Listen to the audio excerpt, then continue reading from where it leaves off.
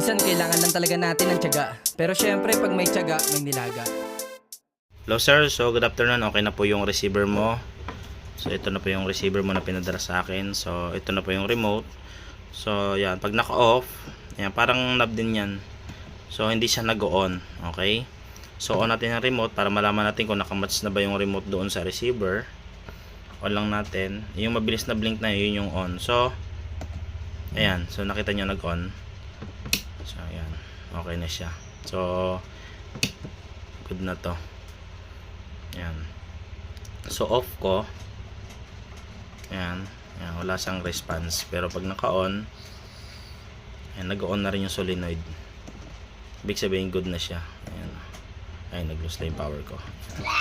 So on. Ayan, so good na siya. So ship back mo to sir sa'yo. Okay. So guys, so good day sa ating lahat. Meron tayo ditong client na galing sa Surigao. Ayan. So ang problema nito, ito ang receiver ng Yamaha. So nakalimutan nila yung code at nawala yung remote. So meron na tayo ditong remote ng Yamaha, yan bago. So gagawin natin ngayon, i-retrieve natin yung code. So after natin makuha yung code, ipoprogram natin gamit yung ating tools na to. Ayan. Okay. So sa mga naghahanap dito guys, available sa atin to. So gamit yung ating iProg tools, i-retrieve natin yung kanyang code. Okay. So pakita ko sa inyo guys kung paano siya i-retrieve gamit yung ating iProg tools at paano i-register. Okay. So ang tabayanan guys yung mga sunod kong mga gagawin. Yun guys, so ito na yung kanyang receiver. Ayan.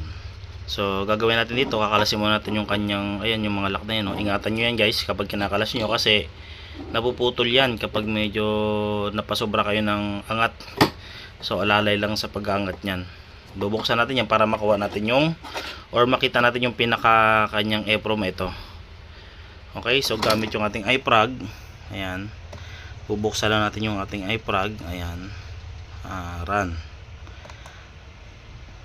Okay. So pupunta tayo ngayon sa, papakita ko sa inyo kung saan tayo magre-retrieve. Okay, so buksan ko muna tong receiver. Okay guys, so nandito na tayo sa software ng ating iProg. Ayan. So ito na siya. Ngayon, gagawin ko dito, ito na yung ating module. At ito na yung mga kable. Ngayon, itutusok ko na ngayon sa likod ng ating receiver. Ayan, itong pin. Then proceed tayo dun sa pagre-read. Ayan. Okay, so bitaw mo na cellphone dahil one hand naman ako. Okay guys, so yun, nakatusok na yung aking pin. Ayan. Then pupunta na ngayon ako dun sa read. I-read natin, kiklik natin yung kulay green na yan. Oh. Ayan yung arrow green na patas na yan. Okay, so bitawan ko muna yung cellphone. Ayun, so pag click ko ng green, lalabas ngayon yung message na yan.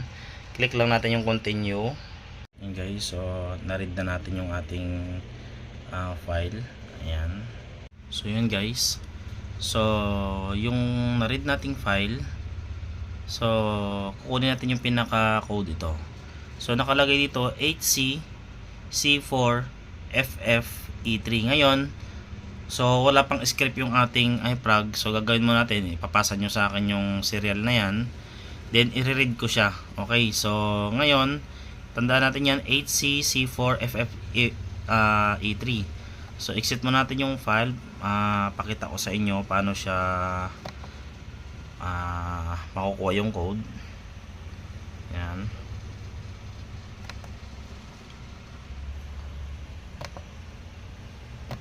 I-read ko muna siya. Ayan. So open muna ako ng file. Ay hindi. Ako tama, open ako ng file. Kahit anong file dyan. Ayan. Ito. Ayan. So ito kasi may code na. Ayan. So gagawin natin dyan, babasahin natin yung na-read natin na yun. So nakalagay doon na HC C4 FFE3. Ayun. So yun yung ano natin. Ayan.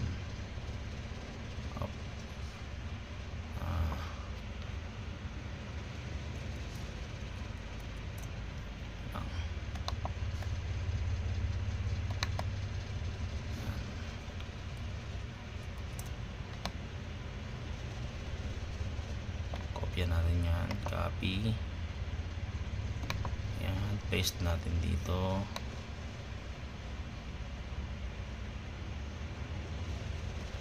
Yan. Paste. Ganun din dito. Kasi na kayo guys, medyo mabagal kasi one hand ako eh. Ang hirap ng one hand. Ayan. Tapos paste natin dyan. Ayan. So ayan na rin natin doon sa iPrag. Then save na lang natin yung file. Lagyan natin dito ng pangalan na AM2. Ayan. Lagyan natin yan AM2. Then save. Okay. So ngayon bubuksan ko yung file na yon. Ayan. Makikita nyo na yung code. Open file natin yung AM2. Ayan o. So yung code nya, ayun guys, nakuha natin yung code o.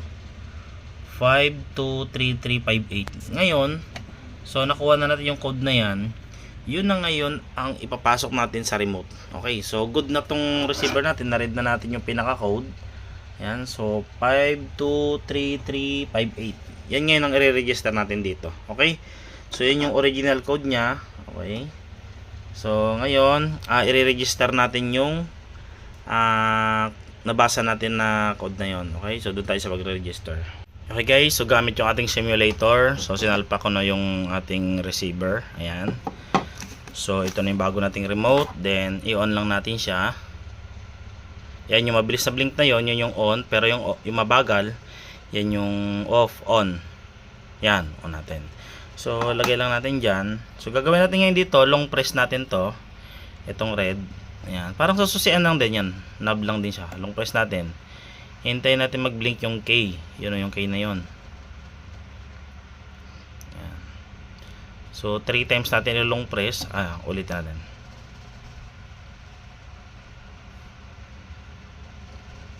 Yun. Isang long press pa.